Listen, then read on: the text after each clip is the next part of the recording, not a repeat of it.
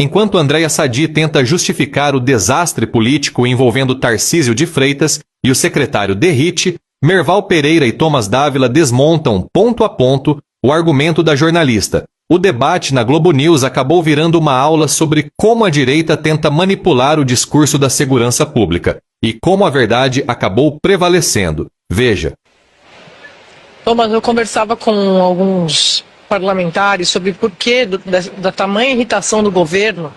Eu já tinha contado isso aqui no começo da semana, que fazia tempo que não viam um presidente tão incomodado com alguma coisa na política, porque, obviamente, o presidente sabe da preocupação das pessoas com segurança pública. É só pegar as pesquisas, e a pesquisa de hoje, por exemplo, que a gente vai debater mais adiante com o Felipe Nunes, diretor da Quest.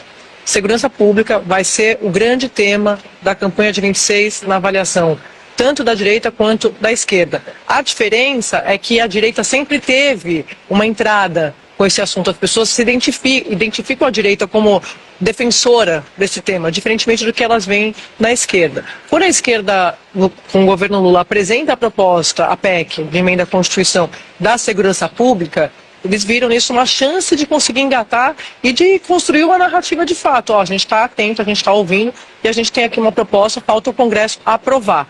Então, quando o Mota entrega para o Derrite, o que o governo Lula sentiu foi traído. É disso que se trata. Eles se sentem traídos, porque existe essa disputa de protagonismo dessa bandeira que vai, de fato, dominar a eleição de 26. Boa tarde para você. Boa tarde, Sadi. Boa tarde, amigos. Boa tarde, assinantes. Eu acho que a gente tem uma coisa que você falou exatamente correto. O governo sabe que a esquerda, no geral, mas o governo Lula em particular, tem um problema em se dirigir, em enfrentar essa questão da segurança pública.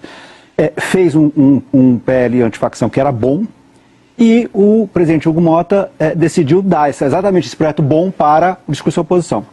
E aí, a questão assim, passada essa semana, a gente diz assim, o deputado Guilherme Derrite, ele, como deputado, ele é um grande capitão da PM, né? Quer dizer, ou seja, ele fez um desastre, né? Foi um desastre o primeiro projeto que ele apresentou, foi um desastre o segundo projeto que ele apresentou, e se não fosse a intervenção muito dura do Hugo Mota, ele não teria sido votado nada, né? Foi a intervenção do Hugo Mota, mostrando que era impossível a Câmara aprovar um projeto que tirava prerrogativas da Polícia Federal e ainda assim colocava o país em risco na questão de inclusão das organizações criminosas como terrorismo, que fez com que esse terceiro projeto, imagina, o terceiro projeto em 5 dias, né, agora seja um projeto enfim, ele é um projeto discutível, dá para debater e provavelmente vai ser aprovado pela Câmara ainda hoje ou amanhã. Mas foi uma decisão assim, se não fosse o Hugo Mota, a gente ia cair numa esparrela, uma discussão muito mesquinha sobre a Polícia Militar que é isso, a Polícia Civil que é aquilo, a Polícia Federal que é aquilo. A gente, felizmente, agora sobe um pouco a discussão, que vai ser a discussão do projeto, que é basicamente, olha, a Polícia Federal continua fazendo a sua parte, polícias civis e militares continuam fazendo o que elas estão fazendo hoje. A discussão agora é simplesmente sobre tamanho de pena. As penas que foram aumentadas drasticamente em alguns casos, em relação a quem participa de organizações criminosas. Então, passa a ser a gente sobe um pouco de nível, e eu acho que pelo menos assim, ganhamos alguma coisa nas últimas 24 horas em função dessa intervenção do Hugo Mota. Eu vou abrir uma leve divergência com meu amigo Thomas. Eu não acho que foi um desastre a atuação do Derrite, porque e não acho também que foi apenas o Hugo Mota, foi também o Hugo Mota. O Derrite é uma pessoa da segurança pública, ele não ouviu só o Hugo Mota. Teve muita reação das polícias da base ali, do governo do Tarcísio também, da turma ali de baixo, dos agentes de segurança pública que estavam reclamando. Então, assim, ele vai brigar com a própria base dele, lembrando que ele foi eleito deputado federal antes de virar secretário de Segurança Pública, então ele sabe, ele fala a linguagem dessas pessoas. Eu acho que teve um mérito, sim, quando na primeira vez o próprio Andrei fala que ele sentou, conversou ontem, o Andrei, o diretor da Polícia Federal, veio aqui dar entrevista e contou que teve a conversa e falou, esse texto aí é inconstitucional. Aí à noite o Derrite faz a modificação, a polícia diz isso ainda não é suficiente, aí ele muda de novo. Acho que tem um mérito a pessoa mudar antes de levar a plenário. O que não pode é a pessoa levar a plenário já com um texto, e aí sim, eu acho que seria um desastre completo. A minha discordância é que eu não acho mérito você errar 2 vezes para acertar na terceira, entendeu? Eu acho que essa é a questão básica. Vamos lembrar que ontem na entrevista o doutor Andrei falou, olha, o presidente Hugo Mota me ligou e daí o presidente Hugo Mota me passa para o DERIT, ou seja, o DERIT apresentou o primeiro projeto sem sequer falar com a Polícia Federal, não ouviu ninguém do governo. Pegou um projeto do governo e simplesmente reescreveu ele completamente. Fez uma segunda versão que ainda assim mantinha, não colocava nenhuma das questões da Polícia Federal e só modificou, e aí eu volto a dizer, a importância do presidente da Câmara de entender todas as discussões que estavam acontecendo.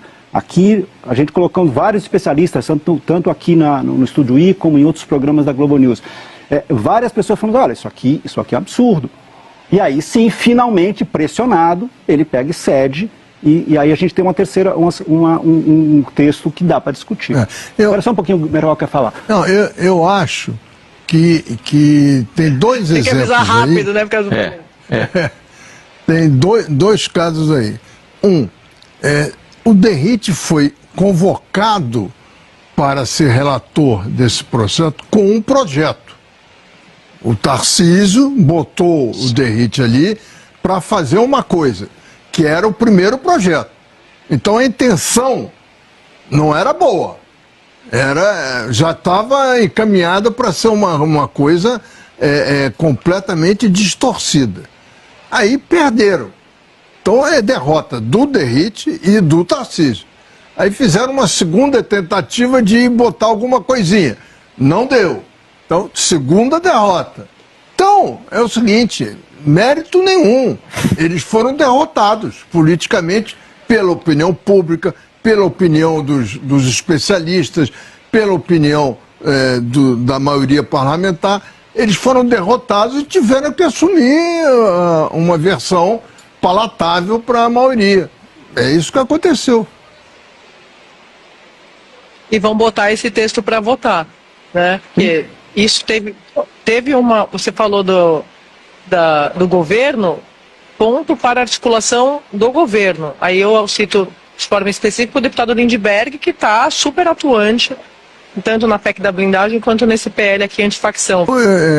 Essa tentativa insistente da direita de classificar de terrorismo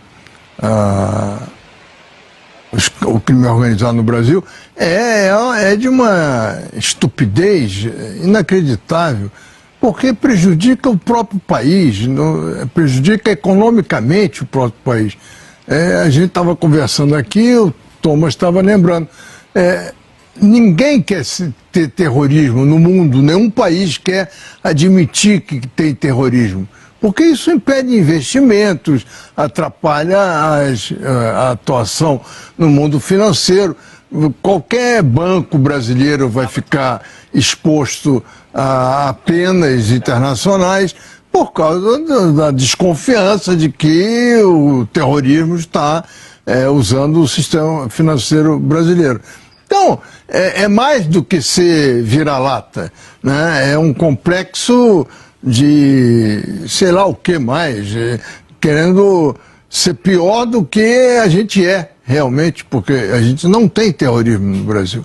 Então, realmente é uma intenção política, é uma intenção tão ilógica e tão perigosa quanto a do Eduardo Bolsonaro quando foi para os Estados Unidos e conseguiu esse tarifaço contra a economia brasileira. É exatamente o mesmo sentido. Quanto pior, melhor. Quanto pior para o país, melhor para nós, porque aí o Trump vem e vai fazer a intervenção. Esse o objetivo, né? E continua sendo um tiro, não é mais no pé, é no peito, né?